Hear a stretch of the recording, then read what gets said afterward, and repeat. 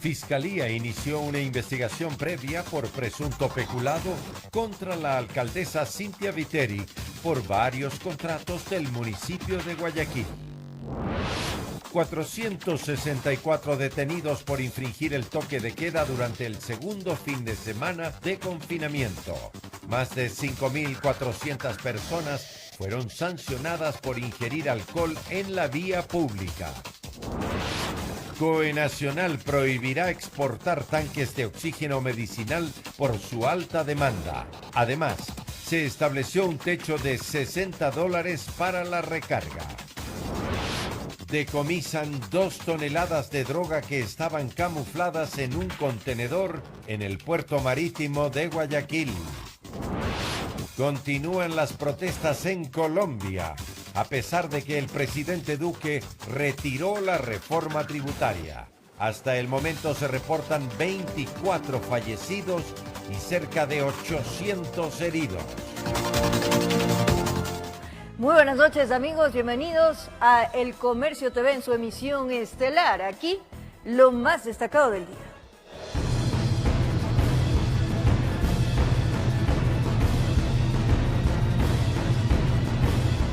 Durante el segundo fin de semana de confinamiento, 464 personas fueron detenidas por infringir el toque de queda. Además, creció la cifra de libadores en el espacio público a 5.181 personas. Por otro lado, las alertas por fiestas clandestinas y aglomeraciones disminuyeron. Las inconductas ciudadanas no cesan y en el segundo fin de semana de restricción de movilidad absoluta en 16 provincias del país como medida para contrarrestar los contagios por COVID-19, varias alertas se incrementaron en comparación con la semana anterior. Creció en un 138% la cifra de detenidos por infringir el toque de queda. De 195 detenidos que se registraron en la primera semana, se han registrado en esta segunda semana 464. También se incrementó el número de libadores. De acuerdo a los operativos interinstitucionales ejecutados en zonas conflictivas, el primer fin de semana se reportaron 4.317 y el segundo 5.181, es decir, un aumento del 20%. Además, la cifra de escándalos se elevó en los días de restricción. En escándalos también de 3.029 a 4.371, un 44% de crecimiento. El balance positivo es de las fiestas en domicilios y aglomeraciones. Las alertas disminuyeron en este último fin de semana. Tenemos de 1.699 en aglomeraciones, bajamos a 980, una reducción del 42%. En fiestas en domicilios, de 1.847 a 1.640, una reducción del 11%. Las autoridades expresaron que se alcanzó el objetivo de menor desplazamiento al ser feriado por el Día del Trabajador, con un fin de semana de restricciones. Evitamos que se muevan en el país 893.012 personas. Eso es lo fundamental de las medidas. En el balance presentado por las autoridades, en Guayas se registró un 27% más en relación de la semana anterior de incivilidades, mientras que Pichincha tiene una disminución del 20%. Informó Priscila Cadena. Por especulaciones y la alta demanda, Ecuador prohibirá la exportación de oxígeno medicinal. El costo máximo de la recarga se fijó en $60. El objetivo es que se asegure su abastecimiento para el tratamiento de pacientes COVID.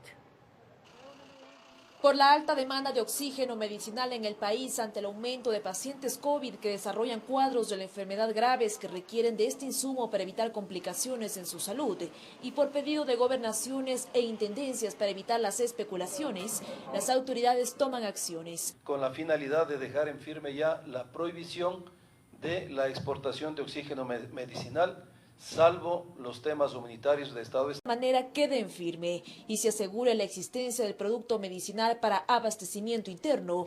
Además, se dio a conocer los techos que se han fijado. Los 6 metros cúbicos no pueden pasar de $36,20, los 8 metros cúbicos con $48 y los 10 metros cúbicos con $60. La saturación de hospitales ha hecho que muchas personas sean atendidas en viviendas, lo que ha generado una mayor demanda de oxígeno medicinal, disparando su precio. Actualmente las casas de salud en provincias con el mayor índice de contagio no tienen respiro. Mayor ocupación cama es Loro, Tungurahua, Azuay, Cotopaxi, Loja, Guayas, Pichincha.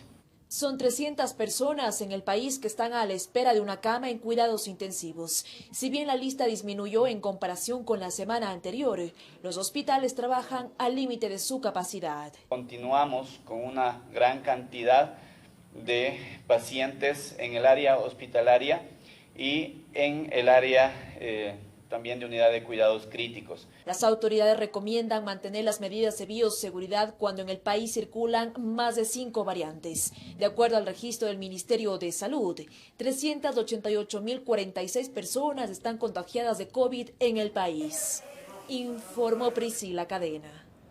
En el último balance epidemiológico, Guayaquil registra una desaceleración de contagios de COVID-19. Sin embargo, la mesa técnica del COE cantonal informó que las unidades de cuidados intensivos continúan saturadas. Guayaquil pasó de 32 muertes diarias por COVID-19 a 28 decesos al día, además de registrar cerca de 1.200 contagios semanales a 900. Para los integrantes del COE cantonal, estas cifras son alentadoras. Eso significa que si antes veíamos 170 pacientes por día, ahora estamos viendo aproximadamente 130, 135. Es una desaceleración en cuanto al comportamiento de la epidemia. No podemos cantar victoria todavía. Por ejemplo, en el Hospital Bicentenario, el número de pacientes que llegan a diario es cada vez menor. Antes atendíamos 200, 210 personas. En esta última semana hemos atendido entre 120, 130 pacientes cada día. A pesar de esto, se comunicó que la ocupación en las unidades de cuidados intensivos del IES, Ministerio de Salud Pública, Luis Bernaza y clínicas privadas se mantienen al 100%. Igual existe gente en cola de espera que ha disminuido un poco esta semana. Sobre los festejos de fines de semana se recordó que continúan prohibidos.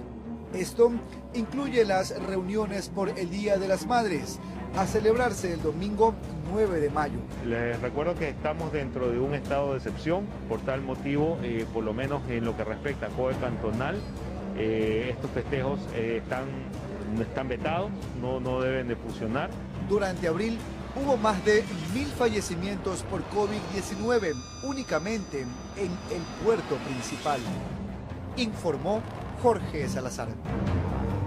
Durante la jornada de vacunación de este lunes, en la Universidad de las Américas, en el norte de Quito, se registraron aglomeraciones de personas que buscaban ser inoculadas. Por otro lado, el presidente Lenín Moreno constató la inmunización de personas con discapacidad y adultos mayores de centros geriátricos privados. Así lucieron los exteriores de las instalaciones de UDLA Park al norte de Quito, con largas filas de personas que buscaban la inoculación. Entre ellos, personal de salud de diferentes ramas, quienes aseguraron haberse cansado de esperar a ser convocados, por lo que decidieron venir a exigir su vacuna. Nosotros estamos expuestos directamente. Soy laboratorista. Hemos hecho cola con lluvia y con todo y nos informan que solamente van a ser atendidos los señores metropolitanos. Y sí, los convocados para la inoculación en este día fueron los agentes de control metropolitano. 1.338 total vacunas para el cuerpo de agentes y 190 vacunas para funcionarios de la Secretaría de Seguridad. Desde muy temprano en el Centro de Exposiciones Quito también se registraron largas filas. Muchos de los que esperaban no tenían cita. Aquí se convocaron para la inoculación a docentes. Quienes sí tenían turno lograron vacunarse de forma ágil. La fila corre muy rápido, hay bastante gente, pero es muy fluido. Súper ágil, súper ágil. Durante esta nueva jornada, además, el presidente Lenín Moreno, junto a los ministros de Salud Camilo Salinas y de Inclusión Económica y Social Vicente Tayano, verificaron la inoculación que se lleva adelante en centros gerontológicos y casas de acogida de personas con discapacidad. Según Salinas, este proceso que se había retrasado por dar prioridad a quienes están más expuestos en las calles, se ha empezado a acelerar. Tenemos ya una programación de cerca de 80.000 adultos mayores que van a ser programados y que están dentro de estos centros gerontológicos. De su lado, Tayano informó que en esta misma línea se arrancó la fase de vacunación a personas en condiciones de pobreza y pobreza extrema. 118.000 los que son parte de nuestros servicios. De toda esa base ya hemos tomado contacto con cerca de 20.000, de los cuales ya más de 15.000 han sido inoculados. En este marco, el primer mandatario indicó que se ha superado el 1.000.000 de personas vacunadas en todo el territorio. Teníamos una expectativa de vacunar 50.000 personas diarias, pues creo que vamos a llegar perfectamente a las 100.000 o más durante esta semana. La expectativa de tener 2 millones de vacunas para el fin de semana próximo es completamente una realidad.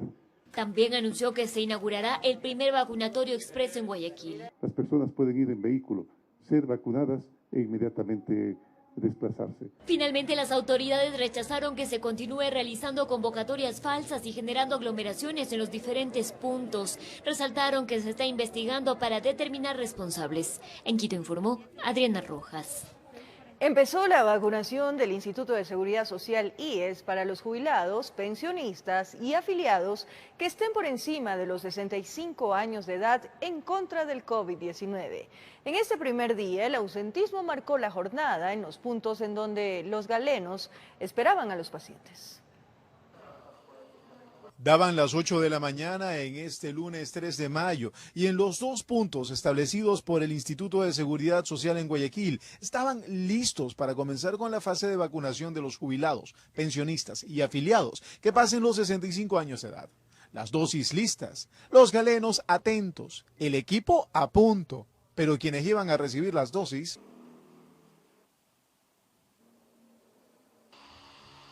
Según el director del IES, en este primer día se esperaba que algo como esto ocurriera. De ahí que nos daba los detalles de lo que es este plan de vacunación. Puede ser que exista algún tipo de jubilado, algún tipo de pensionista que ya se vacunó en el Ministerio de Salud Pública, pero lo que ahora ha hecho el IES es direccionar esta vacunación a todos los jubilados a nivel nacional que faltan. Esperan que conforme pasen los días, la cifra de personas aumente, que en este inicio fue mayor el ausentismo de beneficiarios. Para el día de hoy nosotros tenemos 420 personas ya registradas y ya desde que abrimos estamos esperando para recibirlas y aspiramos que con el transcurso de los días el número de personas aumente. Detenemos el proceso desde que llega el afiliado, jubilado o afiliado mayor a 65 años, donde es validado sus datos para ver si efectivamente consta dentro del listado en que ha sido agendado para el día y hora. Si usted tiene dudas respecto a dónde le toca recibir la vacuna para el COVID-19, puede ingresar al enlace web vacunacion.ies.gov.es, informó Julio César Saona. En la siguiente nota les contamos sobre el insólito caso de una joven española que tras contagiarse de COVID hace 6 meses provocó que tosa cada 2 segundos. Sus padres se encuentran desesperados porque hasta hoy no encuentran una solución. Mi vida ha cambiado completamente. Poder ir al cine. Parecería que es una tos pasajera, pero no. Verena García es una joven española de 16 años que tose cada 2 segundos desde que contrajo COVID-19 en octubre de 2020 y desde entonces no ha parado. Este síntoma le ha quedado como secuela de la enfermedad. Aparte de esa, tengo otras secuelas como muchas más personas, como dolor de cabeza, mareo, inflamación articular y otras cosas que van saliendo.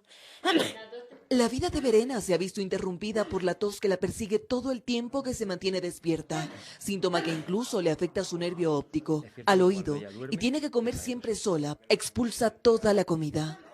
Sí, más o menos, como todavía no hay un diagnóstico claro, no se puede saber con claridad de dónde procede exactamente la tos. De lo que se conoce, no hay un caso igual en España ni en los demás países. Por eso sus padres, aunque han tenido varios encuentros con diferentes médicos, dicen estar desesperados porque no encuentran una solución. Cuando esos ataques de tos que le daban durante el COVID, que fue sobre todo el síntoma más fuerte, que le daban ataques de tos que caía al suelo, desmayada, pues se ve que esa serie de ataques grandes quedó en su cerebro esa orden que a día de hoy sigue. Aunque ella intenta llevarlo lo mejor posible, intenta no quejarse mucho, pero lo llevas mal porque no estamos preparados para ver a nuestros hijos sufrir. Y si bien lo que hoy vive esta familia es un verdadero viacrucis, Verena no pierde la esperanza de que esta pesadilla un día termine y pueda volver a clase con sus compañeros y salir como cualquier persona normal.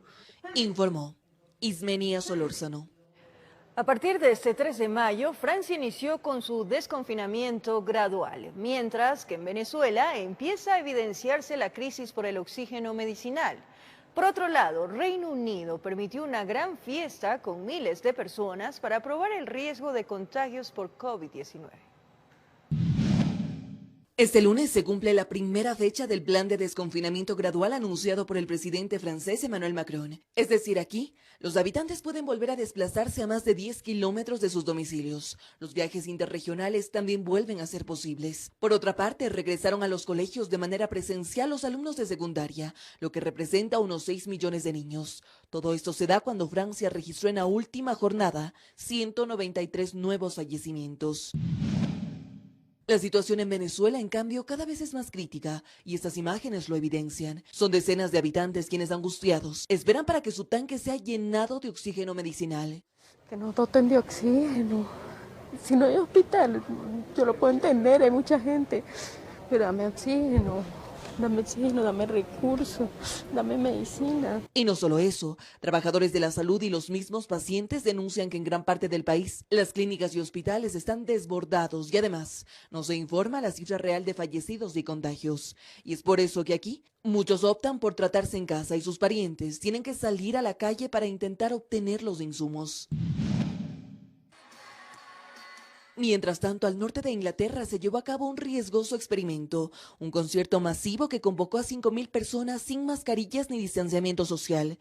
Todos antes de ingresar al lugar tuvieron que presentar los resultados negativos de sus pruebas. Gracias a ello pudieron cantar, bailar y divertirse en el primer concierto autorizado tras el confinamiento. Esto como parte de las medidas que se prevén implementar desde junio. Es una sensación muy rara la de estar otra vez rodeado de tanta gente y sin mascarilla, sin distanciamiento social. Sinceramente es increíble. Sin embargo, la Organización Mundial de la Salud ha pedido no descuidarse, pues el descontrolado aumento de casos y muertos que se vive en países como Brasil y la India podría replicarse en el resto del mundo, informó Ismenia Solórzano. Retomamos información de interés nacional y en otro tema, en Guayaquil, 2 funcionarios municipales y 2 contratistas de los proyectos Letras Vivas y Óleos del Bicentenario fueron citados por la Fiscalía para rendir su versión, dentro de la indagación por presuntas irregularidades en su ejecución. La alcaldesa Cintia Viteri está convocada para este martes y el asesor jurídico Cristian Castel anticipó varias respuestas del Cabildo en una rueda de prensa. La indagación se abrió de oficio y según el impulso de la ministra fiscal Yanina Villagómez por la información publicada en medios de comunicación y redes sociales, investigan la ejecución de un contrato por $389.350 firmado con Elías S. para pintar frases de escritores y poetas en 50 muros de la ciudad, cuyo proyecto se denominó Letras Vivas. Varios artistas cuestionaron que no se haya socializado e incluso contemplado criterios de derecho de autor. La directora de Cultura, María José Félix, fue destituida. También la elaboración del proyecto Óleos del Bicentenario por $445.000. Uno de los adjudicatarios es Cristian M., pero su ejecución fue cancelada el pasado martes. La alcaldesa pidió licencia sin sueldo por 8 días para atender un asunto personal con una de sus hijas. El 29 de abril en su cuenta de Twitter informó que solicitó al Ministerio Público y Contraloría todas las investigaciones y auditorías del caso. Este lunes fueron citados Alfredo C., subprocurador síndico de Contratación Pública, pero no asistió. A las 11 debía presentarse Javier A., gerente general de la Fundación Guayaquil Siglo XXI, pero tampoco acudió. Quien sí llegó fue Cristian M. No tiene nada que ver con lo que le están vinculando y en todo caso él es absuelto de cualquier cosa y estamos sujetos a que cualquier persona o cualquier entidad que tenga que decir algo lo van a decir a futuro. Elías S. no se presentó a las 15 horas. Este martes a las 9 de la mañana está citada la burgomaestre y a las 11 el procurador síndico, Cristian Castel Blanco.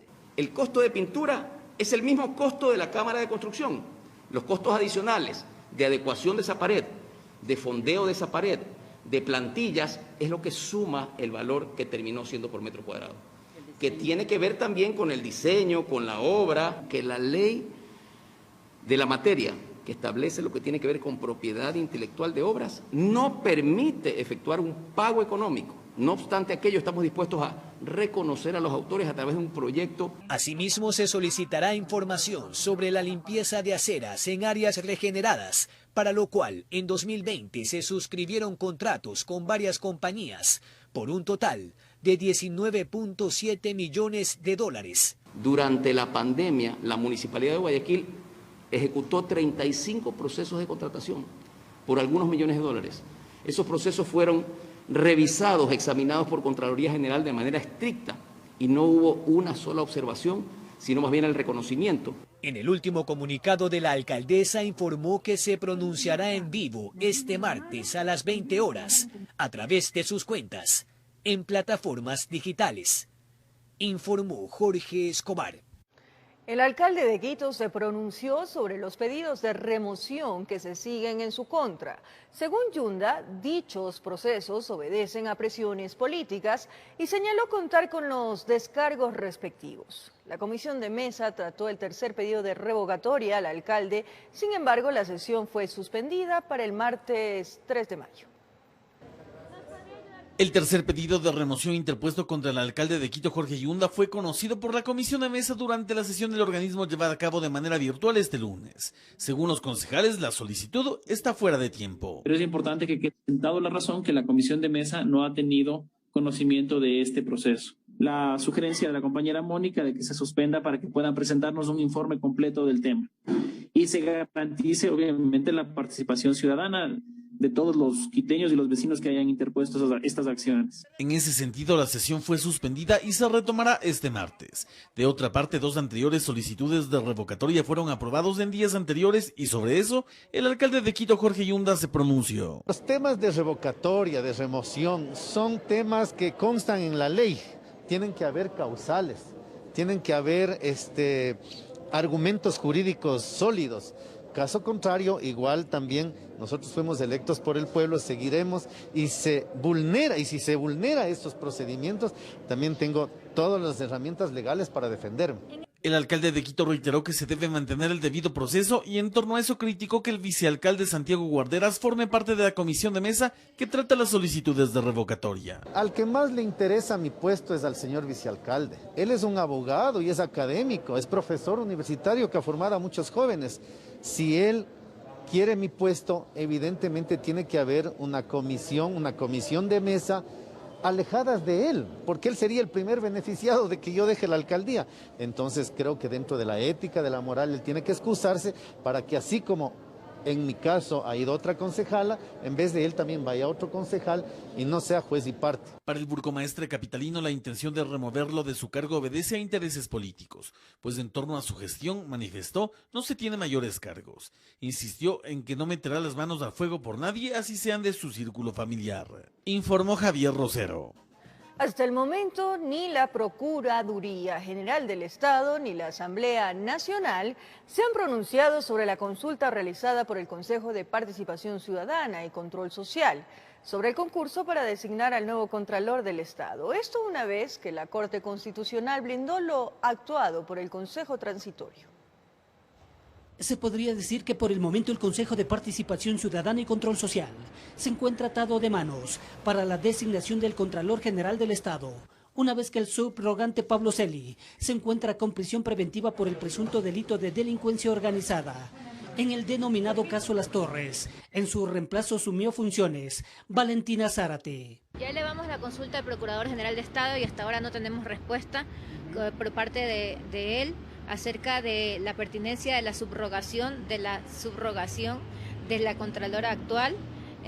No hemos recibido la respuesta tampoco de la Asamblea General del Estado, la Asamblea Nacional, con respecto al tema de si está transcurriendo o no, la transformación de la Contraloría en Tribunal de Cuentas. Sin embargo, no se han quedado cruzados de brazos y en la función de transparencia se ha determinado una comisión para que se analice esta petición y pueda ser presentada ante la Corte Constitucional. La Corte Constitucional tiene que dar luz verde en este tema porque ellos fueron los que blindaron, entre comillas, los pronunciamientos del Consejo Transitorio. Entonces, las cosas en derecho se deshacen tal como se hacen y debería ser la Corte que haga un informe de seguimiento al dictamen en torno a este tema de la Contraloría para nosotros poder avanzar. Una vez que el próximo año culmine el periodo de Pablo Celi y mientras se resuelven las interrogantes constitucionales que tienen, ya se han centrado en el nuevo concurso. Sin embargo, nosotros hemos conversado y de que la pertinencia de iniciar el proceso con los reglamentos de designación. Informó Héctor Romero. Más adelante, fuertes lluvias provocaron daños en varias vías de la provincia de Morona, Santiago. Los detalles en breves minutos. Aunque algunas de las propiedades de Ferrocarriles del Ecuador se encuentran en remate debido al proceso de liquidación, es probable que el tren de Alfaro vuelva a transitar por las rutas del país. Según la empresa liquidadora, el plan del gobierno sería que una empresa privada o una alianza público-privada se encargue del sistema férreo. Seguro que a más de un ciudadano le causó nostalgia la decisión gubernamental de liquidar la empresa pública Ferrocarriles del Ecuador. No obstante, ese proceso que inició el 27 de agosto pasado solo conlleva el cierre de la empresa pública, sin que eso signifique el fin de la utilización del sistema de tren. Desde que se emitió el 19 de mayo del 2020 el decreto de extinción, estaba previsto que sea para que venga una inversión privada a través de una alianza público-privada y sea a través de esta figura el reactivar el tren. Pero para que eso pueda ejecutarse, indica la liquidadora, debía procederse a conocer cuáles eran los activos y pasivos que dejaba la empresa pública. Hoy se sabe que en pasivos se cuenta con $5 millones y de activos algo más de $300 millones. Para la venta tenemos identificados 10 bienes inmuebles. En dinero representa sobre el pasivo que tenemos. Sí tiene activos Ferrocarriles para cubrir el pasivo que generó. Entonces, de los más de 250 activos, la empresa liquidadora considera que hasta el momento solo una decena podrán ser vendidos. De esos 2 ya están en proceso de remate.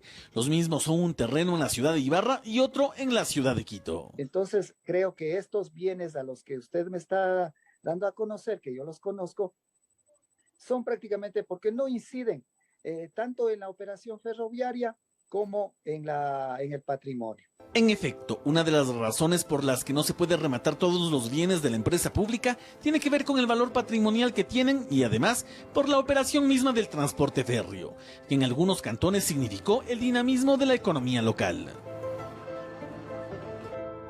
Se nos ha cruzado de manos.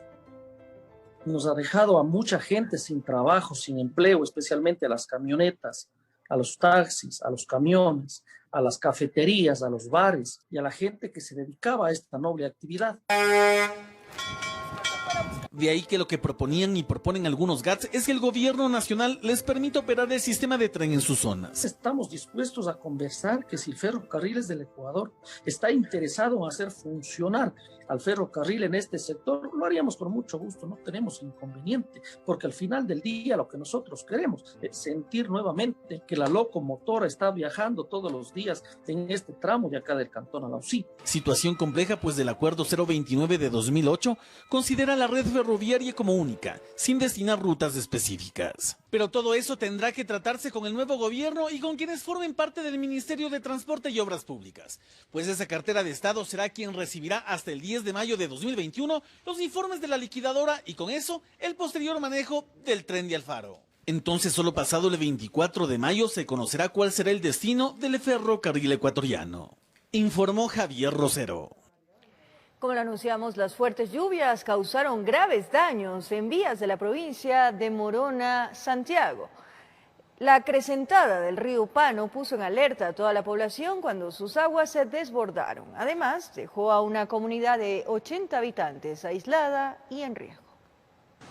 El invierno no da tregua en la provincia de Morona, Santiago, y las fuertes lluvias caídas durante el fin de semana causaron el desbordamiento del río Pano, que puso en riesgo de llevarse la vía principal que conecta Macas con el resto de ciudades de la Sierra Centro. Vemos que el río ha tomado un curso diferente al margen izquierdo, podríamos llamarle así, hacia la parte norte, y corre en riesgo todo el paso vehicular. El río tomó otro cauce, dejando a la comunidad de la Quinta Cooperativa en la parroquia de Sinaí incomunicada. Son aproximadamente 80 personas las que se encontrarían aisladas quienes ahora tienen que caminar por una trocha durante 2 horas para poder sacar sus cultivos y abastecerse de alimentos. En el año 2020 vino la ministra Ocles y ya fue palpando todo lo que estábamos en peligro, todo, pero no hicieron caso omiso y nos dejaron ahí. Cada vez va a venir socavando, viene socavando, va a acabar con todas las casas, las pocas casas que quedaron en la comunidad, se va a terminar con esta crecida del río Upano por la actividad del volcán Sangay. Mientras que la tarde de este lunes se registró un nuevo deslizamiento de tierra de gran magnitud en el sector del río Upano, obligando a las autoridades a cerrar la vía y tomar una alterna. Bueno, hoy por hoy lo que se tiene previsto es el desvío por la ciudad de Sucúa. El COE ha declarado en emergencia a la provincia, mientras se trabaja a través de mingas interinstitucionales para solventar el fuerte invierno que azota la provincia de Morona Santiago, informó Robinson Rodríguez. 2 toneladas de droga fueron decomisadas por agentes de la Policía Antinarcóticos en la ciudad de Guayaquil. El alcaloide pretendía partir vía marítima hacia Rusia. Este nuevo golpe al narcotráfico tiene un valor en el mercado nacional de $4 millones. Gracias a la ayuda de un can de la Policía de Antinarcóticos, se halló en un contenedor las 2 toneladas de cocaína. La droga estaba camuflada en cajas de banano dentro de 36 bultos de yute, embaladas con cinta plástica. El alcaloide fue introducido al puerto marítimo de Guayaquil mediante el sistema gancho ciego. Rompen los candados del contenedor que estaba limpio, sacan el banano y las cajas de banano para generar el espacio donde puedan guardar la droga con la cual le contaminan. Una vez que está contaminado, lo vuelven a cerrar con candados que son clonados. El contenedor llegó al puerto marítimo a finales del mes de abril. La droga pretendía salir hacia Rusia, pero antes de eso pasaba por Bélgica, donde se estimaba que la droga podía quedarse o seguir su ruta. Con este trabajo, la Policía Nacional y sus unidades evitan que se circulen alrededor de 21 millones de 146.000 dosis. En estos 2.121 paquetes de droga existen más de 8 logotipos, que ayudará a la policía a investigar y sobre todo a identificar a quién pertenecía este nuevo cargamento. Para identificar a qué cártel pertenece y de esta forma pues nosotros también de acuerdo a nuestras investigaciones hacemos un cotejamiento o hacemos las verificaciones con Interpol y ellos a su vez nos ayudan con las diferentes entidades a nivel mundial. Según estadísticas de la Policía Nacional de Antinarcóticos, de enero al 2 de mayo del 2020 se incautaron 25 toneladas de droga y en la misma fecha del presente año 49 toneladas.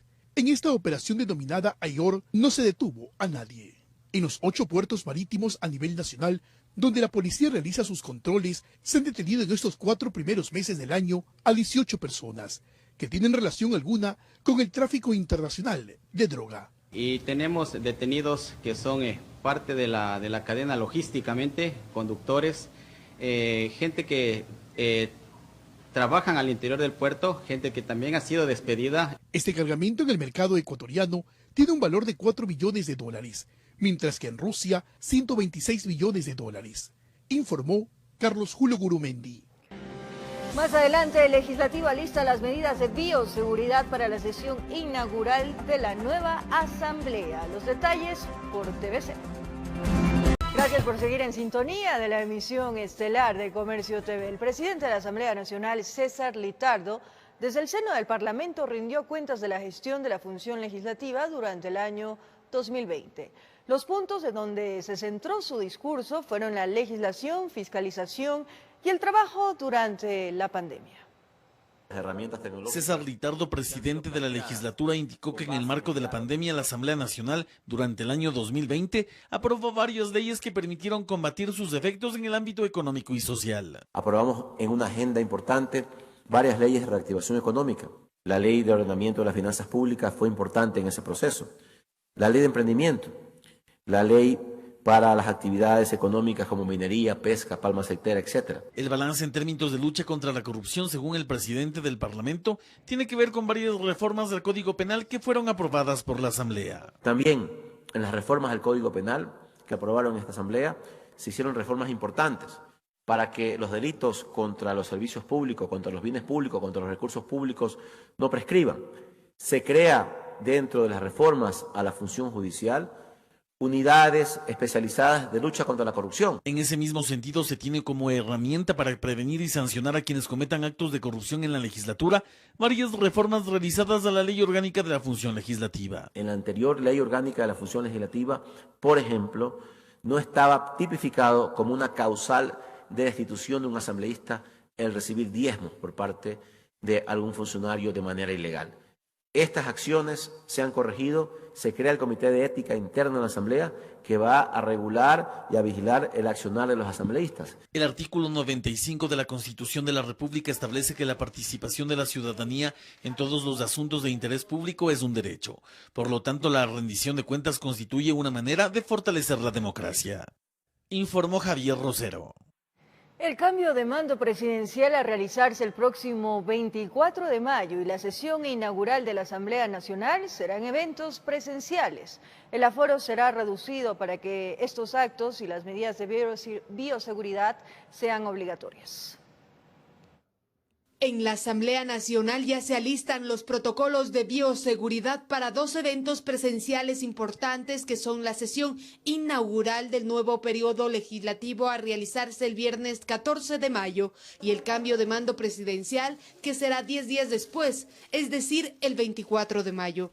Para asistir a cualquiera de los dos eventos, el Comité de Operaciones de Emergencia Nacional aprobó que las personas convocadas deberán realizarse una prueba PCR 48 horas antes. El certificado debe ser remitido a la Asamblea Nacional, entidad que otorgará códigos de ingreso únicamente a las personas cuyo resultado sea negativo. Hemos hecho nosotros una comisión tripartita entre la Asamblea Nacional, la Cancillería y el COE Nacional y estamos manejando todos los protocolos. Existen dos tipos de protocolos, el que se va a ejecutar en la Asamblea Nacional y el protocolo que vamos a hacer con las delegaciones que vengan de los diferentes países. Por lo tanto, estamos en este trabajo. En el interior del Pleno se registran rutas de entrada y salida para evitar que exista contacto entre las personas. En años pasados, a un cambio de mando presidencial en el salón principal, podían asistir alrededor de 1.200 personas. Sin embargo, en esta ocasión el aforo estará habilitado solo para 379 asistentes. El 14 de mayo, quienes presidirán el evento serán los 3 asambleístas más votados: Pierina Correa de UNES como directora, Salvador Quispe de Pachacutic como subdirector y Vilma Andrade de Izquierda Democrática como secretaria. Ese día se elegirá un presidente, 2 vicepresidentes y 4 vocales del Consejo de la Administración Legislativa, informó Valeria Navarro. El Ministerio de Telecomunicaciones presentó la primera agenda digital del Ecuador, agenda que cuenta con 5 ejes y cuyo objetivo es acortar la brecha digital en el país. Se trata de un instrumento que marca la hoja de ruta a un futuro con mejor conectividad. El Ministerio de Telecomunicaciones presentó este lunes la primera agenda digital del país, un instrumento de política pública asociada a la adopción masiva de las tecnologías de la información y comunicación.